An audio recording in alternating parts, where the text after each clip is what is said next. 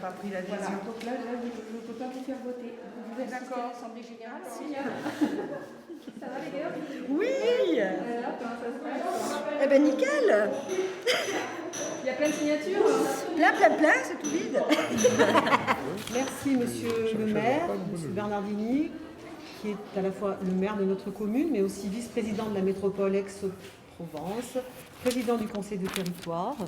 Merci à Nicole Julia, première adjointe déléguée à la culture, aux droits des femmes et à la citoyenneté, conseillère départementale et conseillère métropolitaine. Merci à Céline Tramontin, qui est adjointe de quartier d'Entresins et déléguée à la politique de l'eau et très proche du centre social, à nos côtés au quotidien. Et Laurent Brémaud, que vous connaissez depuis de longues années, qui est notre élu aux centres sociaux, aux 3 centres sociaux de la ville. Merci à vous, adhérents, responsables d'activités, responsables d'associations, bénévoles qui œuvrent au quotidien pour la structure. Aujourd'hui, on a une assemblée générale un petit peu particulière, on a beaucoup moins de monde que d'habitude. Forcément, les activités adultes ont été fort peu présentes cette année. On a pu accueillir temporairement des enfants, mais des adultes pratiquement pas de l'année. Donc effectivement, la mobilisation est plus compliquée, mais on voit que tous les responsables d'activité, eux, par contre, sont prêts. Et les adhérents, ils sont en demande. Moi, tous les jours, je croise des gens qui disent « c'est quand que ça recommence, c'est quand qu'on revient ?» Donc voilà. Nous vous manifestions la volonté de réagir à un décrochage financier qui fut le travail acharné d'un nouveau directeur qui a œuvré à remettre les équipes dans une dynamique de travail, dans une dynamique d'accueil des populations. Et on peut dire que c'est une réussite. Côté financier aussi, on a remonté la pente au prix de nombreux efforts, et de nombreux efforts aussi du côté de la ville, je le dirai tout à l'heure. Donc nous étions dans la bonne voie, notamment dans les propositions d'accueil enfants-jeunesse. Nous avions réfléchi à des nouveaux modes d'accueil suite à la disparition, à la perte du centre de loisirs au bénéfice de la ville, avec aucun changement pour les familles. C'était ce qui était souhaité par la ville et par nous, qu'il n'y ait pas de changement. Il n'y avait même à la base même pas de changement d'animateur. Donc il y a une continuité de ce service aux familles et à la population. Et du coup, nous avons essayé de réfléchir à un autre mode d'accueil. Malheureusement, 2020 pose le constat d'un bilan en baisse de plus de la moitié des adhésions. Forcément, pas d'activité, les gens n'ont pas adhéré, c'est forcé. Et forcément, une chute du volume de nos activités d'animation, qui sont notre cœur de vie, notre motivation, ce qui nous motive tous ensemble à faire des choses. Effectivement, multiples arrêts, reprises minimalistes, des bases légales parfois floues, très déstabilisantes pour les équipes de salariés. Mais tout le monde est quand même resté mobilisé. Le personnel qui est resté en veille pendant toute cette période, peut-être quelquefois à distance, mais on avait toujours quelqu'un aussi sur la structure qui pouvait répondre à des urgences, à des personnes en détresse. Et on a essayé d'assumer ce rôle social au mieux. Des activités en visio, quand c'était possible, ont été maintenues, notamment le piano, le coaching vocal, il y a eu des petites visio. On s'est adapté, comme tout le monde. Et une veille administrative pour gérer le chômage partiel. Et ça n'a pas été simple, mais ça a permis quand même de rester à un niveau financier correct. Que dire, la période était compliquée et pourtant chez les administrateurs, nous aussi nous sommes mobilisés et comme chacun avait quand même pas mal de temps, on a travaillé sur des sujets pas toujours faciles et pour lesquels il faut beaucoup de temps, c'est le travail des statuts. Ces statuts, ça faisait longtemps qu'on disait qu'il fallait les dépoussiérer, qu'il fallait les refondre. Ça a été un travail de longue haleine, parfois à distance avec nos collègues administrateurs, mais on a réussi à refondre ces statuts qu'on a présentés l'année dernière en Assemblée Générale et qui ont été votés par l'Assemblée Générale 2019. Donc c'était une volonté importante de dépoussiérer ces statuts. Par ailleurs, on a aussi mis en place de manière officielle des commissions. Depuis très longtemps, ceux qui sont là, à la fois adhérents ou participants des activités savent qu'il y avait des commissions. Mais en fait, ces commissions, elles n'avaient jamais été officialisées. Et malheureusement, on s'en est rendu compte dans des circonstances parfois un peu compliquées. Donc on a officialisé ces commissions avec des thématiques bien ciblées autour de la finance, des projets, de l'animation et des employeurs. Ces commissions travaillent en amont du conseil d'administration et ainsi on perd moins de temps pour valider ensuite des décisions ou des projets. Ces commissions, c'est pareil, elles ont demandé beaucoup de travail, beaucoup de réflexion parce qu'on cherchait quelque chose de bien cadré et où chacun ait son précaré pour travailler. Donc c'est une chose qui est officielle et qui fonctionne bien aujourd'hui puisqu'on a déjà fait de nombreuses commissions à distance, dans la salle, ici, on est parfois 8, mais voilà, c'est bien d'avoir une très grande salle. Ce travail de commission a permis notamment la création du CSE. Alors, CSE, c'est l'ancien...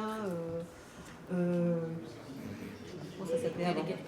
Délégué du personnel, voilà, je suis en train de chercher le nom. Maintenant, ça s'appelle le CSE.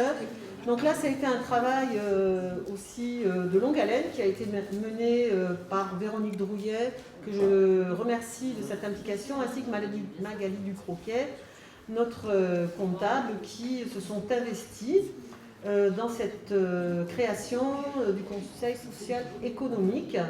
Les premiers bénéfices de cette commission sont déjà la mise en place d'un compte épargne-temps pour les salariés qui a été mise en place au mois de mai. Alors là, on est un petit peu dans la perspective, mais voilà, on peut le saluer parce que c'est une évolution sociale pour les salariés.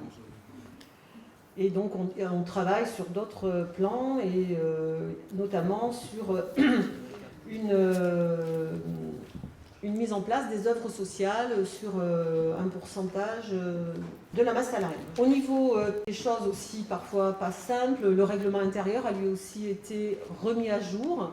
Pas tout à fait terminé puisqu'à la rentrée nous aurons de nouvelles activités, donc il sera totalement terminé à la rentrée quand on aura mis en place toutes les nouvelles activités.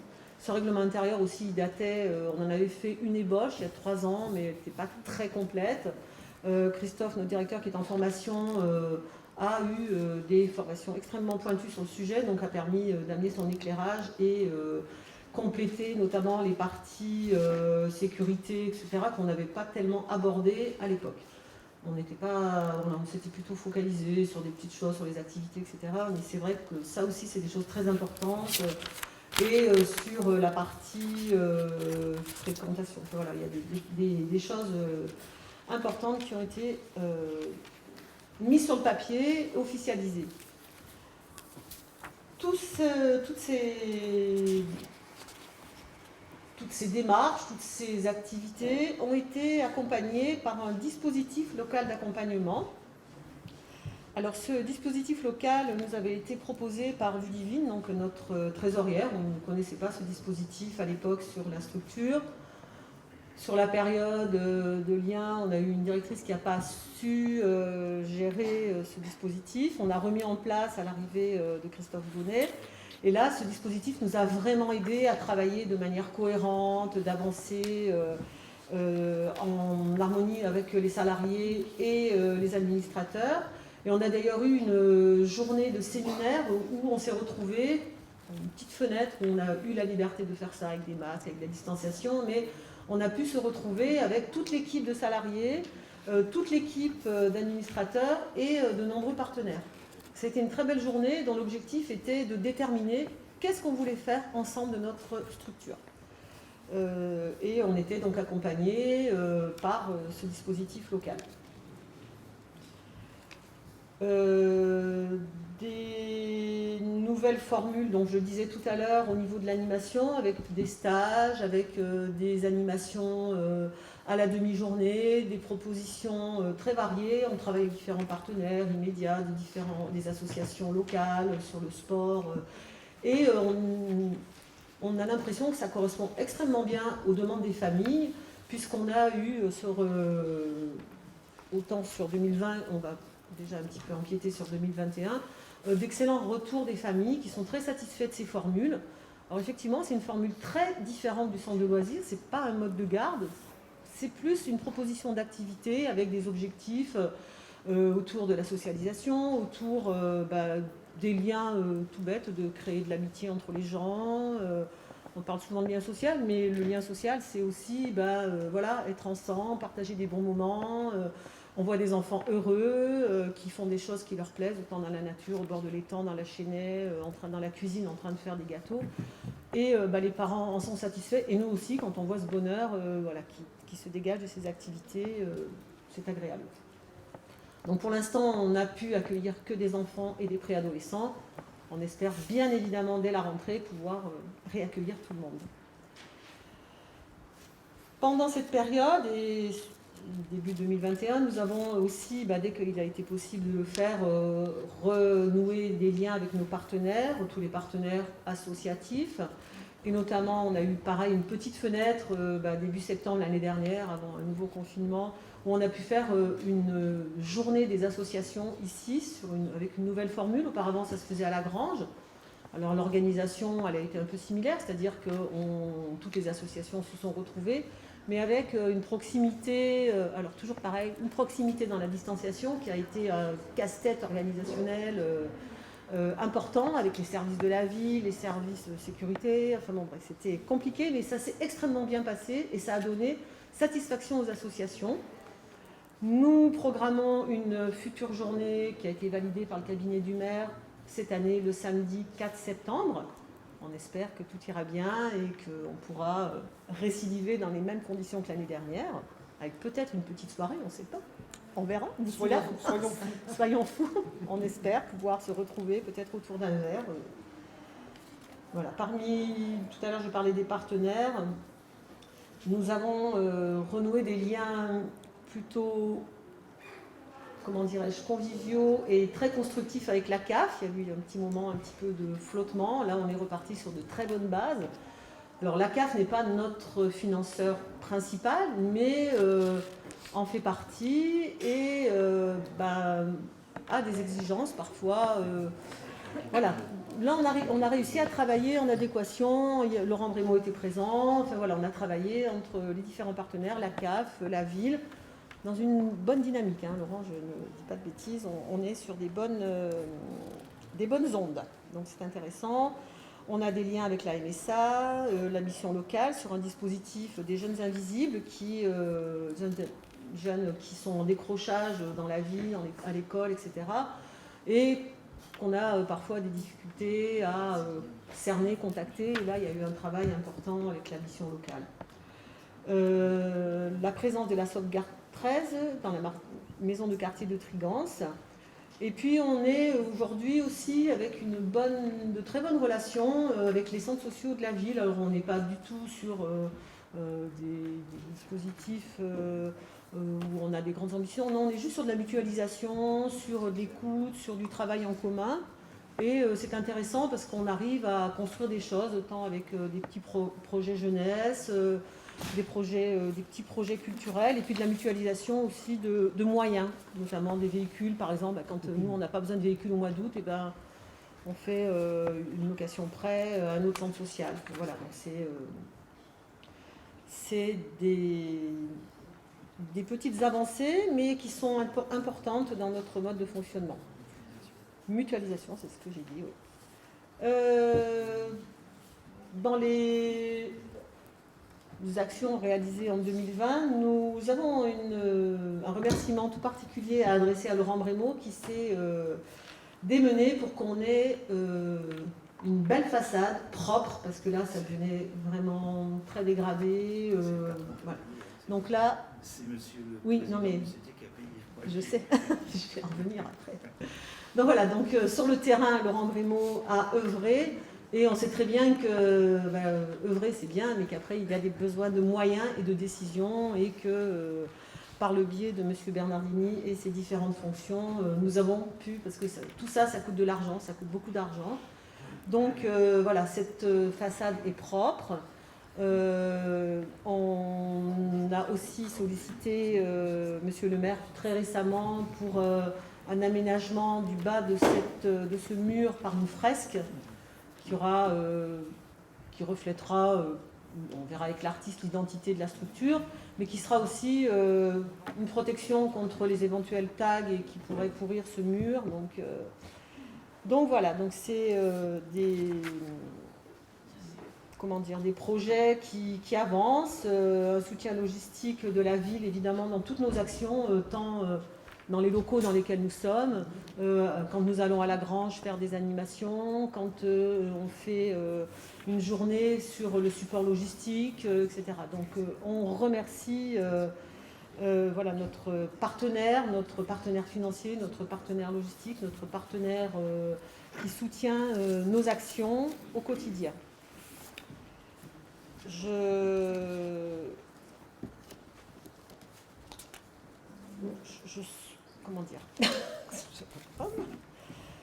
souhaite remercier bien sûr tous les salariés qui se sont mobilisés, les dispositifs parfois difficiles où on s'est retrouvé seul pendant des périodes de confinement, comme l'accueil que fait Leïla. Elle s'est parfois retrouvée avec beaucoup de gens à soutenir dans des situations difficiles. Donc merci à vous, merci à tous les adhérents qui nous ont manifesté l'envie de revenir, qui ont continué à prendre des nouvelles du centre social, les artistes qui ont continué et qui, dès qu'on a pu réouvrir, ont proposé une petite exposition à la chapelle, parce que cette envie, elle est partagée par tous. Merci à nos partenaires. Je vais passer la parole. Oui, j'allais dire, je vais passer. Oui, tout à fait. Donc, je sais. Donc, je crois que je n'ai pas ménagé mes remerciements et ils sont mérités à la collectivité qui nous soutient vraiment au quotidien. Donc, je vais passer la parole à Monsieur le maire. Il a un petit panorama de notre activité. Mesdames, Messieurs, excusez-moi de bousculer un petit peu l'ordre du jour, mais devant aller à d'autres manifestations. Mais heureusement, elle se bouscule avec un effet de reprise, donc je suis obligé d'intervenir maintenant. D'abord, merci à vous toutes et à vous tous d'être là. C'est un noyau incompressible. C'est effectivement une force vive. Je n'allais pas dire tout naturellement qui reste, parce que ce qu'on peut regretter, c'est effectivement la déperdition qui a eu lieu, mais elle était absolument inévitable. Et à partir de ça, il faut encore plus saluer ceux qui sont restés effectivement pour tenir, entre guillemets, comme on dit trivialement, la baraque.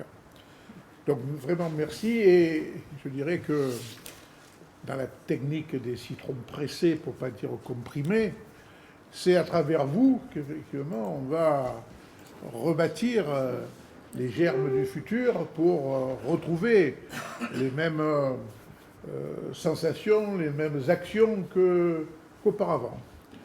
En y ajoutant quand même des choses qui relèvent l'état d'esprit que la collectivité veut partager avec vous. D'abord, regardons les choses simples et historiques.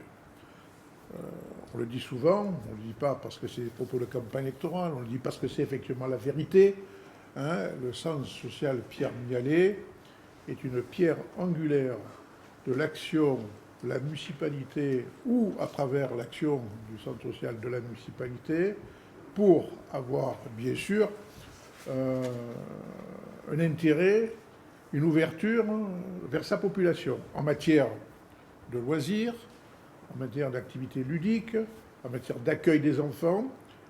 C'est d'ailleurs pour ça qu'on a voulu, de certaine manière, retrouver une cohérence par rapport au système de la ville qui fait qu'il y avait un type d'organisation de centrée quelque part, c'est-à-dire tout le reste.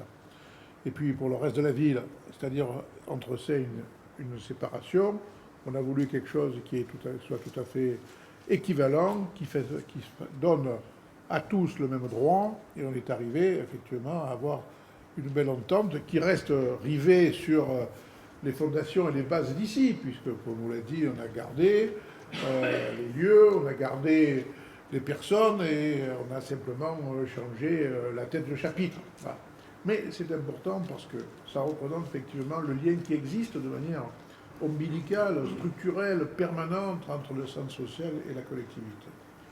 Le deuxième aspect, c'est l'aspect culturel. Madame la première dame, Madame Julien, pourrait en parler tout aussi bien que moi, sinon mieux, de voir l'impact du centre social pour effectivement donner une avant-scène des activités culturelles de la ville d'Istres sur le plateau d'Entresaint. Et à la faveur de l'ouverture de la Grange et du dispositif de déménagement qui a eu lieu à travers effectivement les activités qui se produisaient, on a bien vu l'intérêt qu'on pouvait maintenir et vu le succès des opérations, du moins celle majeure du théâtre de l'humour, on n'a qu'une envie, c'est de continuer. Donc cet aspect, je dirais, de l'activité où on rentre dans l'esprit, je dirais, sympathique de la population, avec l'envie de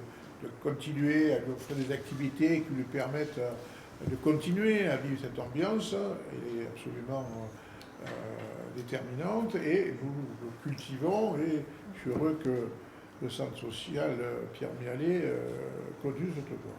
Et puis il y a un deuxième aspect qui est apparu moins historiquement sur, et pourtant c'est sur son en-tête, centre social. Social. Ce qui veut dire que, quelque part, compte tenu qu'il y a une proximité, compte tenu qu'il y a une proximité, et là je ne veux pas rentrer dans l'éloignement d'Istres, du cœur d'Istres par rapport à Bruxelles, mais le fait que les services centraux se trouvent là-bas, on peut effectivement, légitimement là-bas, on peut effectivement imaginer des scénarios de participation, de partenariat, et pour des activités qu'on ne mène pas immédiatement, directement au comptoir de la mairie. Et je ne prendrai pas Madame Tramontaine pour témoin, mais elle sera tout à fait de mon avis à dire que des choses qui relèvent de l'aspect social pourraient être envisagées différemment. Et je pense, je veux dire, à tout les choses. Ce qui ne veut pas dire dans notre esprit se décharger. Non, c'est associer des acteurs de la vie pour effectivement avoir des réponses, et la notion sociale prendra une dimension. Moi, je n'ai qu'à regret, et ne voyez pas derrière les propos une perversité politique, que le centre social se résume uniquement à l'accueil des étrangers. Non, mais à une époque, c'était essentiellement ça. Essentiellement le ça. côté social. Le côté social. Avant. Le côté social, bien sûr, côté social, je parlais du reste. Parce que, non pas que je sois pour les étrangers, mais parce que peu ou prou, et plutôt prou que peu d'ailleurs, la ville d'Istres, par l'intermédiaire du centre social, s'est substituée à des organismes extérieurs qui ont fait le service pour leur compte. Et avec, bien sûr, le seul bénéfice des éléments extérieurs, avec les coûts supportés par les contribuables istréens et distribués par la collectivité. Ça ne marche pas éternellement. Il y a un moment donné où chacun monte en responsabilité. Et je suis heureux que nous ayons pu le faire, et je suis heureux que des relais qui sont apparemment, je dirais, en place avec des structures d'État qui peuvent les compléter, peuvent s'y mettre. Nous restons sur un aspect avant tout istréo-istréen, entre les Sénois istréens. Et les réponses sociales, que ce soit en termes de logement, que ce soit en termes de situation précaire, que ce soit pour avoir effectivement, et dans la campagne électorale, j'ai parlé pendant longtemps avec sincérité de difficultés que vivaient les femmes, à tel point que dès le lendemain, j'ai mis sur pied le service d'aide aux familles monoparentales, qui, moi je dis toujours, c'est une escroquerie, parce que les familles monoparentales, c'est une pension contrôlée qui ne suffit rien, si ce n'est que ce ne sont que des femmes, 99%. Donc, on a fait service dédié à ce catégorie de public, avec effectivement la dimension de la problématique, et pas au sens du bluff ou de la parlotte, avec que faisons-nous pour le travail, que faisons-nous pour pour la crèche que faisons-nous pour effectivement aider les femmes qui sont seules dans leur coin et qui ont besoin effectivement qu'on les aide. D'autant que le volet violence n'est pas que le seul aspect, parce que effectivement, heureusement, si on peut dire, les difficultés des femmes relèvent d'autre chose que de la violence, et on doit. Et c'est pour ça que le centre social peut être aussi un élément de relais où effectivement on peut trouver une façon que la TIFA, qui s'occupe allègrement de ça, et un relais ici. Donc tout le volet social peut être consolidé, et je demande donc à la présidence au directeur d'y réfléchir, parce qu'encore une fois, exactement, la maison du droit, du citoyen, tout à fait. Donc, quand je disais, et quand je dis, et quand je redis, et quand je le projette dans le temps, que le centre social est un poumon d'excellence qui doit effectivement, et qui agit pour le compte, entre guillemets, sous-traité de la relation à la population du service public, c'est véritablement une identité que je défends et sur laquelle je m'appuie et pour lequel je vous remercie d'apporter votre concours. Alors, maintenant, il y a des scénarios d'avenir. Moi, je fais tout à fait confiance à la présidente. Je suis heureux qu'elle maintienne son cap. Je suis heureux qu'elle continue sa trajectoire.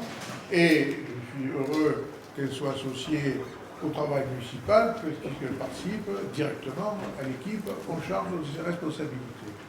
Je suis heureux, actuellement, de voir que le bon ton a été repris, puisque financièrement, les choses se sont remises sur pied. Vous avez remarqué que la collectivité n'a pas saisi l'occasion du Covid avec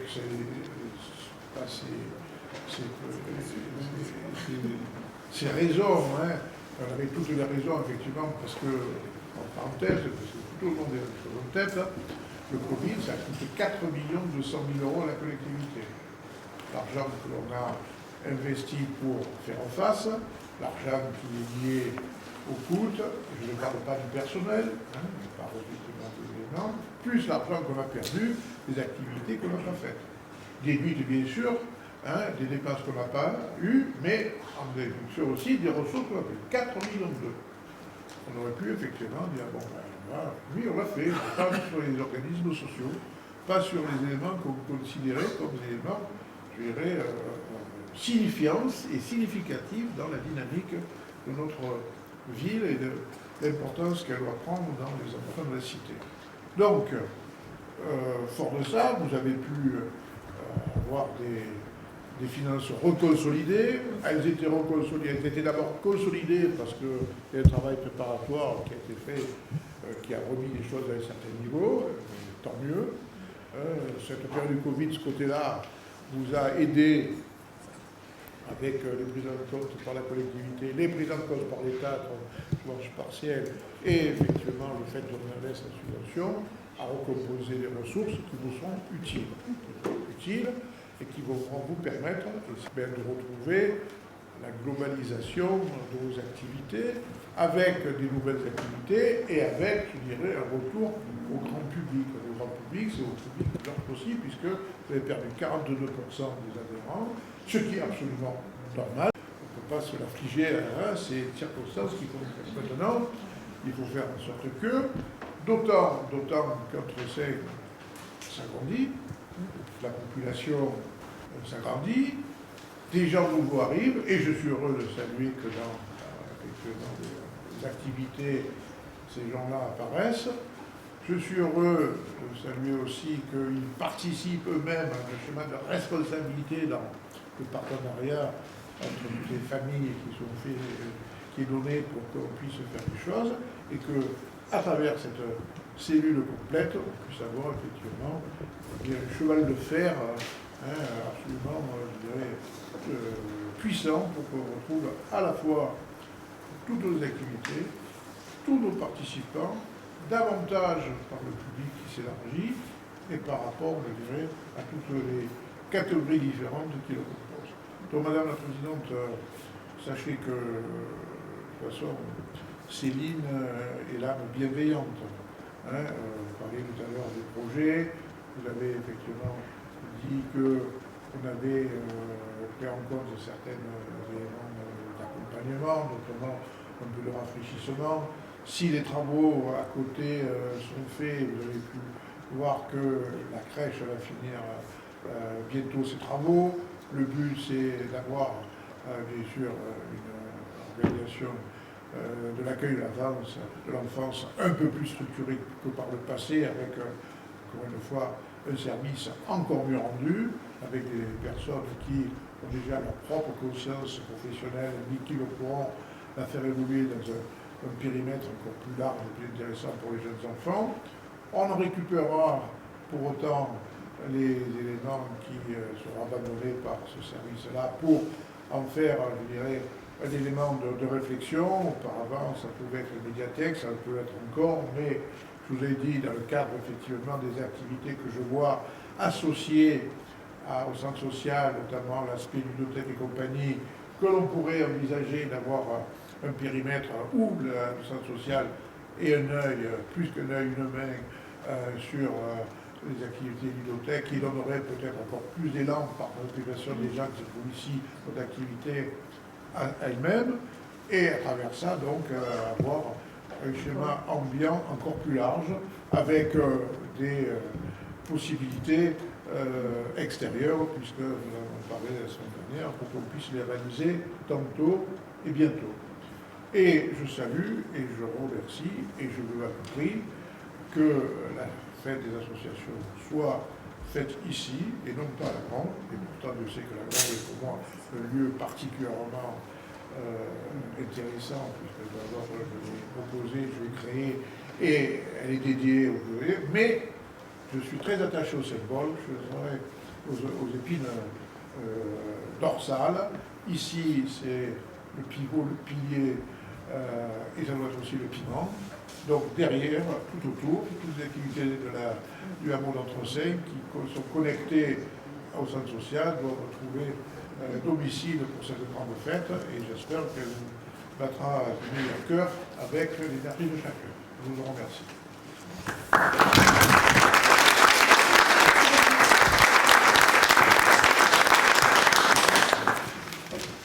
Voilà, je suis obligé d'aller aux arènes, puisque la manifestation qui commence en commémoration avec des personnes qui ont disparu et auxquelles nous devons saluer le travail que l'histoire leur a permis d'offrir à la ville d'Istres.